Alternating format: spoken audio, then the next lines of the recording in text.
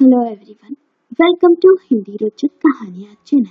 आज की कहानी है, क्या रीना को हुआ अपनी गलती का एहसास।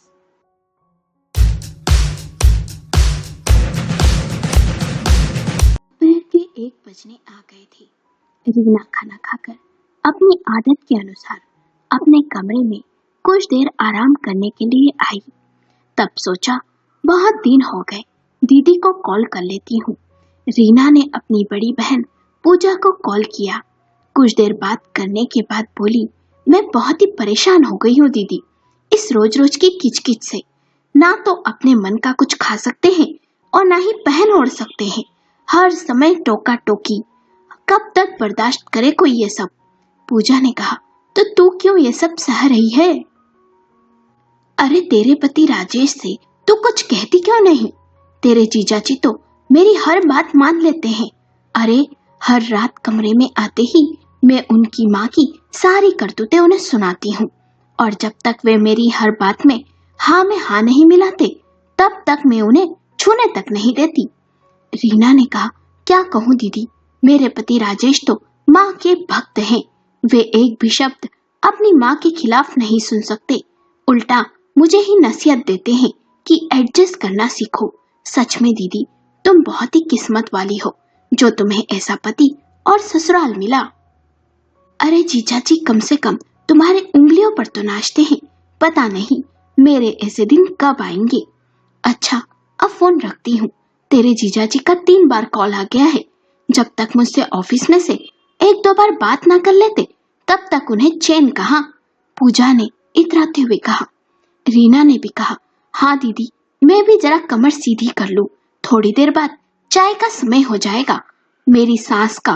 कहते हुए रीना ने भी फोन रख दिया। कूलर की ठंडी हवा में चादर तान आराम से सो गई। रीना की शादी को 2.5 साल हुए थे। उसका पति राजेश एक प्राइवेट कंपनी में नौकरी करता था। तनख्वाह भी ठीक ठाक मिल जाती थी। अपने माँ बाबूजी के साथ अपने बाबूजी के बनाए हुए घर में रहता था। घर का अधिकतर खर्च राजेश के पिता ही चलाते थे। राजेश को अपनी जेब से 1 रुपया भी खर्च नहीं करना पड़ता था। जो भी तनख्वाह का रुपया था, वो रीना खुद पर और अपने शौक पर ही खर्च करती थी।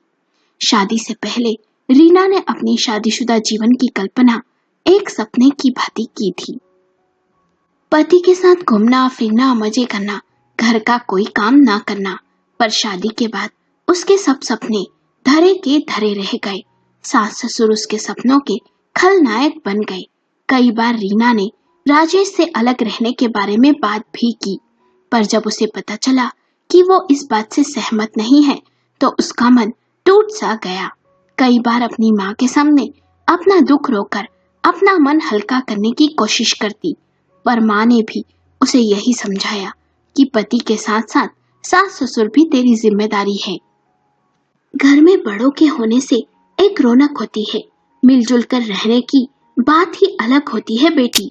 रीना समझ गई कि माँ भी उसके पक्ष में नहीं है, इसलिए अब माँ के सामने दुखड़ा रोना छोड़ दिया। माँ उसे सदा समझाती रही, पर रीना पर माँ की बातों का कोई असर नहीं हुआ।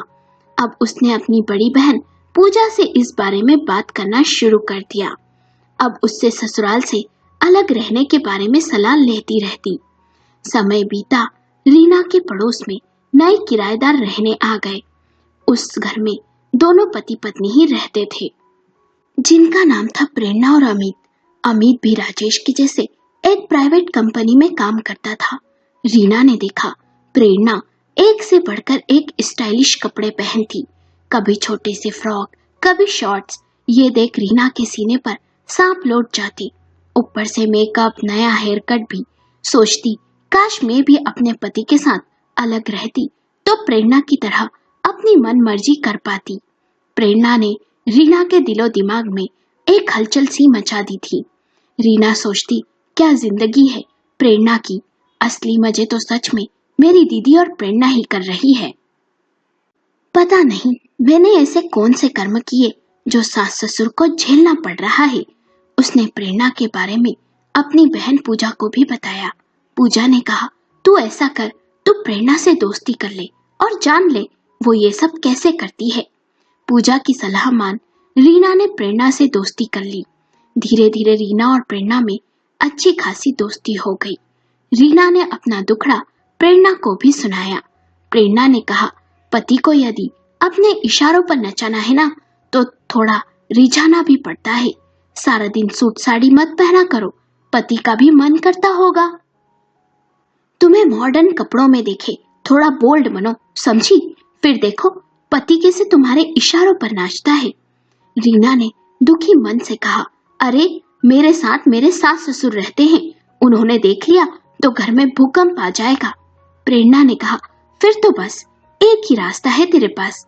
जैसे कैकेयी ने अपनी बात राजा दशरथ से मनवाई थी, तुम भी वैसा ही मौका तलाशो और अपने मन की इच्छा पूरी कर लो।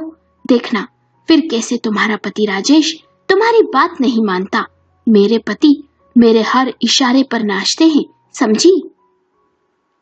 प्रेरणा की बात रीना के दिल में घर कर गई। रीना मौके की तलाश में थी।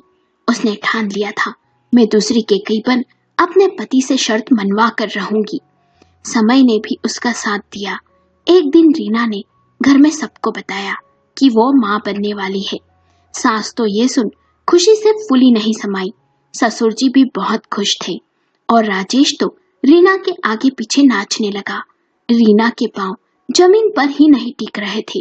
पूरा घर उसकी सेवा में हाजिर था। उसे एक काम नहीं करने दिया जाता। सास उसके लिए तरह तरह के पकवान बनाती, ससुर जी भी ख्याल रखते और राजेश भी दिन रात उसकी हर फरमाइश को पूरा करता। 7 महीने कब देखते देखते बीत गए पता नहीं चला। गोद भराई के बाद रीना मायके चली गई। रीना ने बेटे को जन्म दिया। रीना के दिमाग में एक अलग ही खिचड़ी पक रही थी।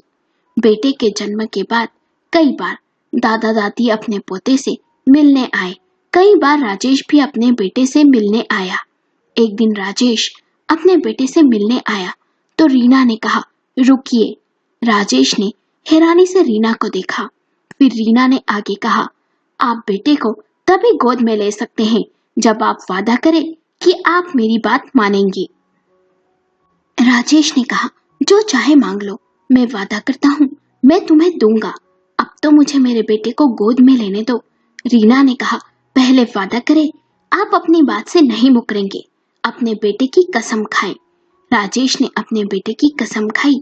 उसे लगा था कि रीना कुछ महंगा सा तोहफा मांगेगी, पर रीना ने कहा, मैं चाहती हूँ आप अपना ट्रांसफर किसी दूसरे शहर करवा ले। अब मैं उस घर में कदम भी नहीं रखूंगी। यदि आप मेरी ये बात मानेंगे तो ही अगली बार बेटे को आपको अपनी गोद में उठा पाएंगे, नहीं तो यहाँ आने की कोई जरूरत नहीं है। ये सुनते ही राजेश बौखला सा गया। उसने कहा, ये क्या कह रही हो? रीना ने कहा, अपने बच्चे की कसम खाई है, आपको ये बात मानना ही पड़ेगी। राजेश चुपचाप वहां से चला गया। दोनों पति पत्नी में कई दिन तक अच्छे से बात नहीं हुई। दोनों ने कोई शिकायत तक नहीं की। राजेश समझ गया था कि रीना अब घर नहीं लौटेगी। उसके माता पिता और वो तीनों बहुत परेशान थे। इधर रीना की माँ भी परेशान थी।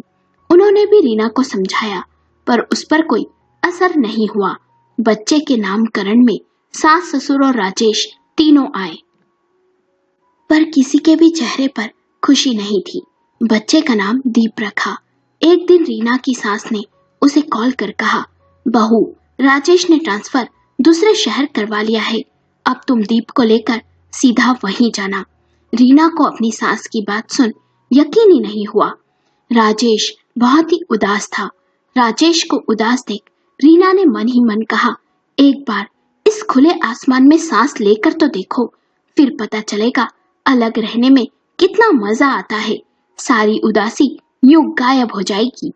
रीना 2 माह के दीप को लेकर अपनी सपनों की दुनिया में आ गई, जो उसके लिए किसी स्वर्ग से कम नहीं थी।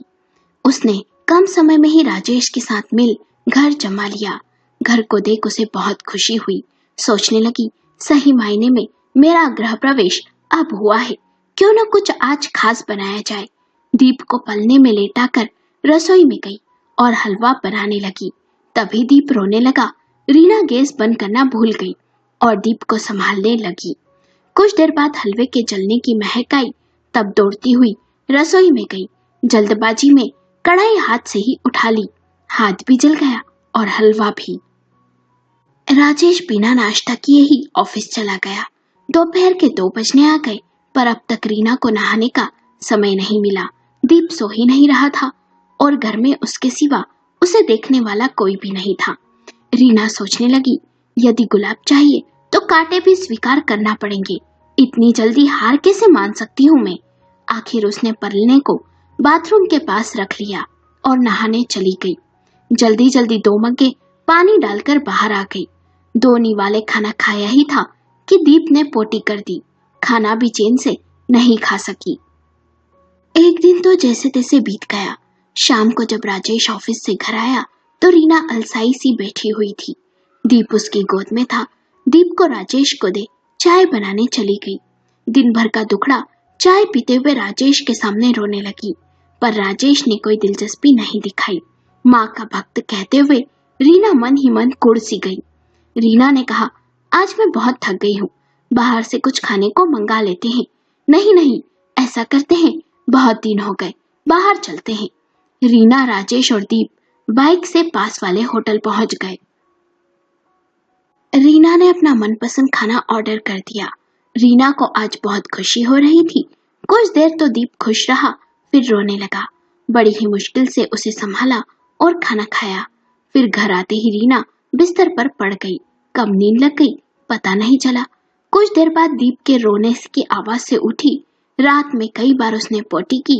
रात में रीना को 5-6 बार उसके कपड़े बदलने पड़े। उसे मन ही मन रोना आ रहा था। ना तो अच्छे से सो पा रही थी, ना खा पा रही थी और ना ही घर के काम कर पा रही थी। सुबह 8 बजे रीना की आंख खुली। देखा तो राजेश ऑफिस के लिए तैयार हो गया था। रीना ने धीमे से कहा, आज तुम कुछ बाहर ही खा लेना। राजेश के ऑफिस जाते ही रीना ने अपनी बहन पूजा को फोन कर कल की सारी बातें बताई। बहन ने छेड़ते हुए कहा, कहाँ तू मजा करने जा रही थी और कहाँ। बहन, कुछ पाने के लिए कुछ तो खोना ही पड़ता है ना। हो सकता है कल तूने बाहर का खाना खाया हो तो इसलिए दीप को हजम नहीं हुआ हो, इसलिए सारी रात उसने परेशान किया हो। प्रेरणा भी कॉल से जुड़ गई थी। रीना ने दीप की तरफ देखते हुए कहा, अब ये नई मुसीबत है, जो मन करे वो खाओ भी नहीं। प्रेरणा ने कहा, तू ऐसा कर, दीप को बोतल का दूध पिलाया कर, अच्छा रहेगा। रीना ने कहा, पर डॉक्टर ने कहा है 6 महीने तक बच्चे को माँ का ही दूध पिलाना चाहिए। प्रेरणा ने कहा, यार किस जमाने में जी रही है। अच्छा बता, अब जिन बच्चों को जन्म देते समय उनकी माँ की मौत हो जाती होगी, वे पलते भी होंगे या नहीं। प्रेरणा की बात रीना को अच्छी नहीं लगी, पर दीप को बोतल से दूध पिलाने की बात उसे जच गई। अगले ही दिन रीना बाजार से दीप के लिए दूध पिलाने वाली बोतल ले आई और बोतल से दूध पिलाने लगी, पर दीप को दूध हजम नहीं हुआ। कुछ देर बाद उसने उल्टी कर दी। उसके खुद के तो कपड़े गंदे हो गए और साथ ही साथ चद्दर भी गंदी हो गई। उल्टा दीप रोने भी लगा। रीना को लगा शायद इसे फिर भूख लग गई। उसने फिर से उसे दूध पिला दिया। 3 घंटे बीते ही थे कि दीप को दस्त लग गए। रीना मन ही मन भुनभुना गई और बोली, ये मुसीबतें तो पीछा ही नहीं छोड़ रही। शाम को रीना फिर बन-सवर कर तैयार हो गई और दीप को भी डायपर पहनाकर तैयार कर लिया। जैसे ही राजेश ऑफिस से आया तो फिर वे तीनों बाहर घूमने निकल गए। रीना मन ही मन खुली हवा में सांस लेकर खुश थी। रीना ने घर के काम के लिए काम वाली रख ली थी, पर घर के खर्च बढ़ते जा रहे थे। राजेश कई बार रीना से कह चुका था, थोड़ा संभाल कर खर्च करो। अब रीना को आटा, दाल और सब चीजों का भाव पता चल रहा था। 2 महीने होने को आ गए थे। रीना के सास ससुर एक बार भी मिलने नहीं आए। फोन पर ही हालचाल जान लेते थे। जैसे जैसे दीप बड़ा होता जा रहा था, उसे अकेले संभालना मुश्किल होता जा रहा था। कभी वो रात भर रोता, कभी दूध नहीं पीता, कभी बार बार कपड़े गंदे कर लेता। वो कभी कुछ तो कभी कुछ। रीना परेशान सी हो गई थी। ना तो कहीं आना जाना हो पा रहा था, ना ही अपनी बहन और प्रेरणा से बात कर पा रही थी। पार्लर भी नहीं जा पा रही थी। सारा दिन दीप और उसके काम। हर समय रीना अपनी नींद पूरी करने के मौके ढूंढती। राजेश की भी व्यक्तिगत जरूरतें पूरी नहीं हो पा रही थी। इस वजह से वो भी उखड़ा उखड़ा सा रहता था। खुले आसमान में उड़ने के सपने देखने वाली रीना अब एक कैद में बंद सी गई थी। रीना ने राजेश से कहा, आजकल दीप बहुत ही चिड़चिड़ा सा हो गया है, सारा दिन रोता ही रहता है, कुछ भी उठाकर मुंह में डाल लेता है। 2 दिन हो गए, दीप को बहुत उल्टी दस्त लग गए। ये देख रीना घबरा सी गई। डॉक्टर ने कहा, चिंता की बात नहीं, उसके दांत आ रहे हैं इसलिए, और ऐसे में बच्चों के मसूड़ों में खुजली होती है, इसलिए उन्हें कुछ न कुछ चबाने का मन करता है, इसलिए बच्चे कुछ भी मुंह में डाल लेते हैं। इससे भी उसके पेट में इन्फेक्शन हो गया है। आप बच्चे को किसी न किसी बात में उलझाए रखें और उसे अकेला ना छोड़े। रीना रुआसी सी हो गई। सोचने लगी, अब किसे बुलाऊं? बच्चे को अकेला ना छोड़ूं तो काम कैसे करूं घर का? ये अकेले रहने का फैसला भी तो मेरा ही था। आज उसे अपनी सास की बहुत याद आ रही थी, पर अब भी आजादी से जीने की उसकी तमन्ना कम नहीं हुई थी। दीप घुटने के बल चलने लगा था, कभी बर्तन उठाकर फेंकता तो कभी टेबल का सामान, कभी राजेश के जरूरी कागज भी फाड़ देता। रीना उसके आगे पीछे दौड़ दौड़ कर थक चुकी थी, लेकिन दीप नहीं थकता और ना ही रुकता। किससे रीना शिकायत करे?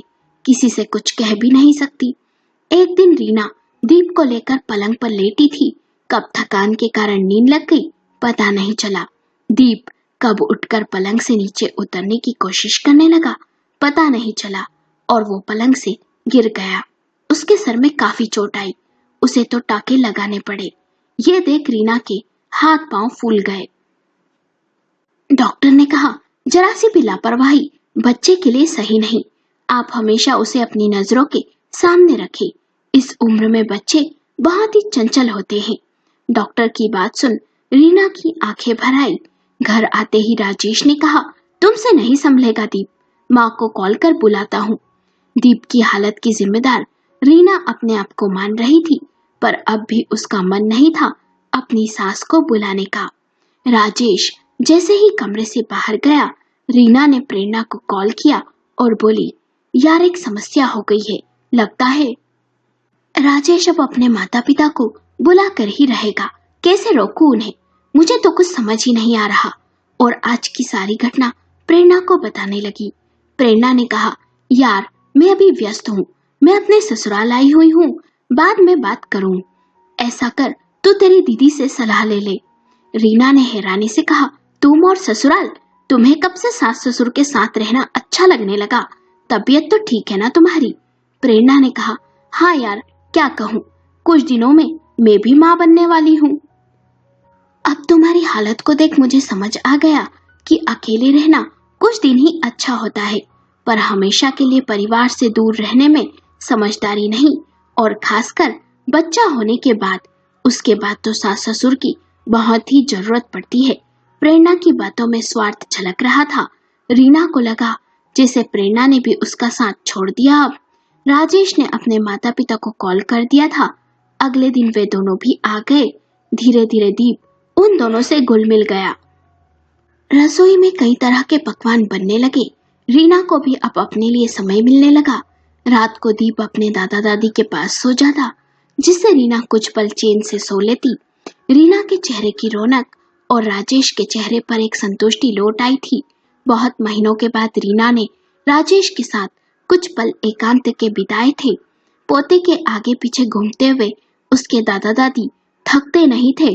अपने घुटनों का दर्द भी वे भूल गए थे। दादी की कोशिश से दीप अब बोतल से दूध ना पीकर गिलास से दूध पीने लगा था। दादी उसे कई तरह के पौष्टिक आहार भी खिलाती, खुद बनाकर दादा के साथ उंगली पकड़कर चलने का प्रयास भी करने लगा था। ये सब देख रीना सोचती, सच में कितनी नासमझ थी मैं। खुशियां परिवार से ही होती है, परिवार के सपोर्ट से हर मुश्किल आसान हो जाती है। सोचकर रीना का मन आत्मग्लानि से भर गया। 1 महीना कैसे बीत गया पता नहीं चला। एक दिन रीना की सास ने कहा, अब हमें आए बहुत दिन हो गए, सोच रहे हैं कल वापस लौट जाएं। ये सुन रीना को हैरानी हुई।